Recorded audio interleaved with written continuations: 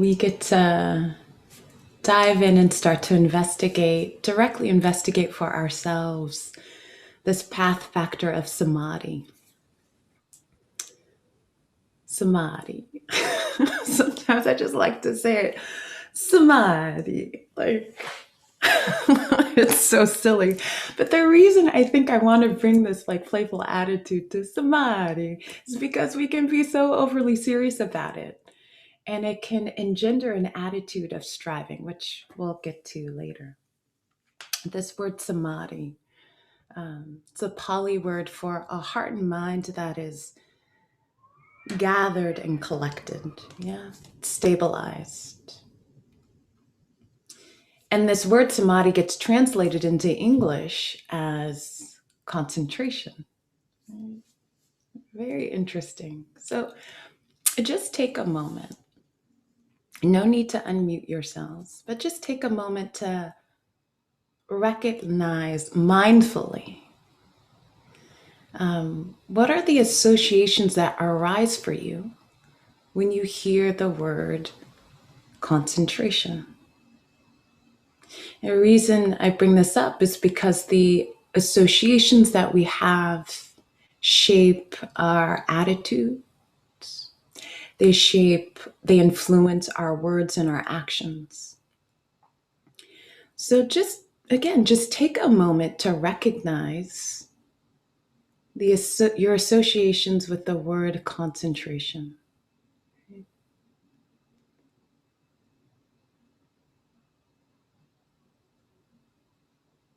This helps us to start to understand what are some of the ideas, what are some of the connotations that may be shaping our approach to the development of concentration, to the development of samadhi. I see some of you responding to it. It's lovely, isn't it? Okay. So there will be a variety of associations that we have with samadhi, concentration. The Oxford English Dictionary defines concentration as, I'm just reading some of your notes that are coming in through the chat. Something I didn't do enough, according to my school teachers, right? We have these associations that have a long history. Associations with the word concentration that arose for us during our childhood. It was something that you were supposed to bring to your schoolwork that perhaps we didn't have enough of. The Oxford English Dictionary defines concentration as the power of focusing one's attention, mental effort. And in some ways, you could say that this is one way of defining the act of concentrating, the act of concentration. Yeah. Someone just brought up the word concentration being associated with the concentration camps, yeah? There are all these associations, layers and layers and layers of them. When one association with concentration, when we hear, say, the Oxford English Dictionary version of concentration, when we hear the word power or we hear the phrase mental effort, it can conjure up images of straining, kind of a harsh and severe attitude that really leaves out warmth, kindness, and patience that Ajahn Sucitto calls food for the heart. We hear the word mental effort and we can think it's just this mind, that it's about just focusing the mind. But Ajahn Sucitto, as he teaches and practices concentration, we want to feed the heart. The heart is involved. The heart is an integral part of developing concentration. I love this term, chitta, heart mind, because it doesn't bifurcate the heart and mind. It sees them as being a part of each other, influencing each other, that they are one, chitta, heart, mind. So as we're developing concentration, it's a heart mind act, a wholehearted way that we bring our heart mind to a particular experience. I wanna here we are. I wanna read to you a passage from this really wonderful volume. It's called Samadhi is Pure Enjoyment, because it is. Despite what our teachers may have said to us in grade school about our capacity to concentrate.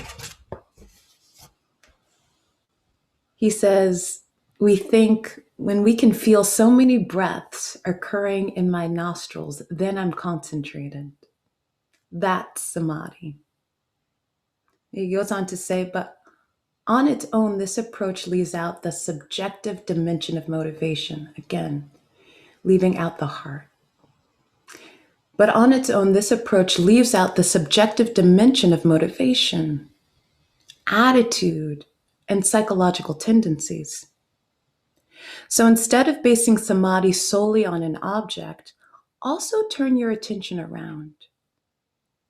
So when we're developing samadhi, we can bring our attention to a particular object and develop a very loyal, easeful relationship, say, with the breath, or sensations of the body, or sounds, or a particular mantra. Let's say we're working with developing one of the Brahma Viharas. Or there's the what's called Kanika Samadhi. So where the attention gathers and collects around one object, lets it go, and then the attention gathers and collects around another object. So it's this momentary concentration of the attention gathering and collecting around a particular object, letting it go, and then the attention again landing on, gathering around, and collecting around a particular experience. So the objects keep changing, but there's a consistency, a steadiness in our attention around that particular object. Right? Back to Ajahn Sucitto. When I can feel so many breaths occurring in my nostrils, then I'm concentrated. That's samadhi. But on its own, this approach leaves out the subjective dimension of motivation, attitude, and psychological tendencies. So instead of basing samadhi solely on an object, also turn your attention around. Forget about the breath for a moment. Contemplate how you are feeling. Just being here. How does it feel? Are there regrets and grudges? What is your aim and intention? Is there a demanding, impatient attitude? When do you feel calm and easeful? What's the energy like in these attitudes? I love this because we can get so caught up in the technique, and there are different techniques within a lineage of how to develop samadhi concentration. But what I love what he's saying is it's not just about technique. What's the spirit that we're bringing to cultivating this gathered and collective mind? What are the attitudes? There's this really wonderful passage in the Anguttara Nikaya where the Buddha goes through this almost cascading effect of what supports the arising of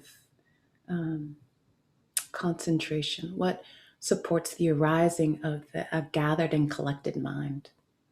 And it's not straining, it's not over efforting, it's not powering your way through a sit and trying to be with as many breaths as possible. It's rooted in living a life that's ethically attuned. So, what we were talking about earlier, so many weeks ago, I hope you remember, the ethical portion of the Eightfold Path. Right? Wise speech, wise action, wise livelihood. Living with a heart that's ethically attuned. Not the basic teaching is just not harming, non-contention, right? Not harming living beings, and the bliss that comes from that, the rest. And out of that, being ethically aligned, ethically attuned, there's a gladness in the mind. And a heart mind that is glad, the body is very tranquil. A body that's tranquil experiences contentment and ease. And out of that contentment and ease, the mind and the heart mind and the energy and the attention of the heart mind naturally gather and collect around the meditation object. And when it does, there's this loyalty, steadiness. You don't want to be anywhere else. I remember being in a long retreat and getting really nervous and scared. I actually started to weep. And I was like, what is this about? I was working with the breath as my main meditation object, and my heart asked, can I trust the breath? Is this reliable? And I remember at that moment just giving myself over to the breath. And it was like falling in love. And I remember thinking to myself, why was I ever afraid of this? I remember going into my teacher and just describing my practice. And she said, it's almost as if, a little shy to say this, it's almost as if the breath is a lover for you. And I think she was pointing to like the wholehearted devotion and just the love that was there. And it was true. It wasn't about powering through. It was a surrender. And in that surrender, there was, I just didn't want to be anywhere else. And the breath was reliable.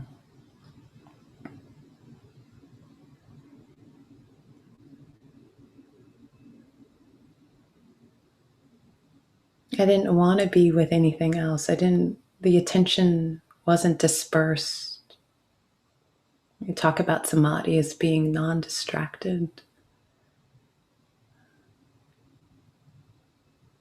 I was just so content with being with this very simple experience of the breath that was teaching my heart mind things about simplicity, contentment, ease, strength, stability, malleability, brightness. Just through being with this very simple experience of the body breathing.